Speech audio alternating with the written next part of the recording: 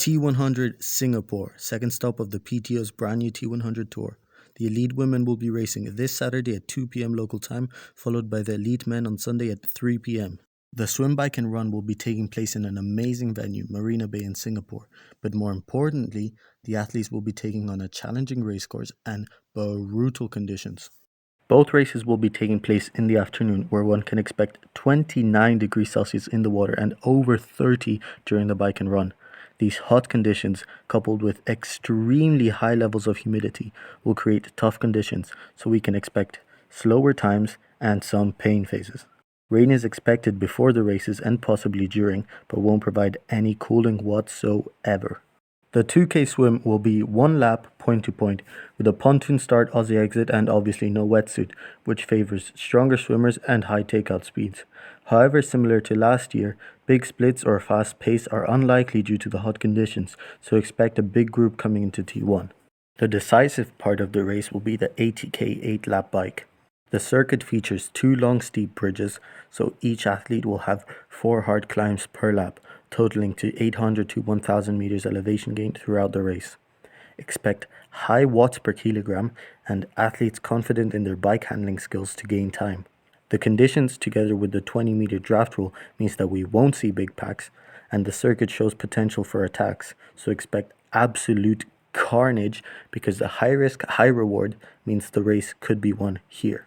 The 18K 3-lap run is flat, but many athletes will be cooked by now, so expect some to blow up like crazy in the hot and humid conditions.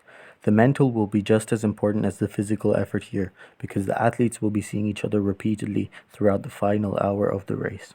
The race on Saturday will have a strength of field of 93.5, which is higher than in Miami. However, only 8 contracted athletes will be starting, with 12 wildcards taking up the remaining spots. Ash Gentle will be starting her season, and as one of the best middle distance athletes in the world, she will be near impossible to beat. LCB is looking for her first PTO win after her second place last month by keeping athletes at bay with her strong swim bike. India Lee wants to stay at the top of the T100 Tour rankings following her Miami win with her strong bike and fast run. Chelsea Sodaro starts the T100 Tour this weekend with a podium and 2 wins under her belt this season already. She is expected to be the fastest runner in the field, but will have to surprise us with an exceptional bike performance to compete for the top step. Finally, Lucy Buckingham returns as a wildcard again and is looking for redemption with a strong swim and bike after her DNF in Miami due to sickness. On Sunday, there's a strength of field of 93, similar to Miami, with 15 contracted athletes and 5 wildcards starting. Magnus the Machine is aiming for back-to-back wins and is the clear favorite despite the bike course not suiting him too much. Jason West is looking for redemption as one of the tour's favorites following a poor performance in Miami and a 3rd place in Singapore last year. Mr. Yo is one of the best performers in the heat as we saw in Miami and is looking to one-up his 2nd place last Saturday at Oceanside and last month in Miami. Another athlete looking for redemption is Peter Hemrich, with his breakout performance here last year and his DNF season opener in Miami. Ali Brownlee has been heat prepping more since Miami, so if he manages not to fade in the run, he might finally get a podium or even a win. Also, quick shout out to Javier Gomez, finally returning to the big stage and battling once again against Brownlee. I predict Ash outperforming everyone and getting the win. LCB will be very strong and get another 2nd place, holding off India Lee for 3rd.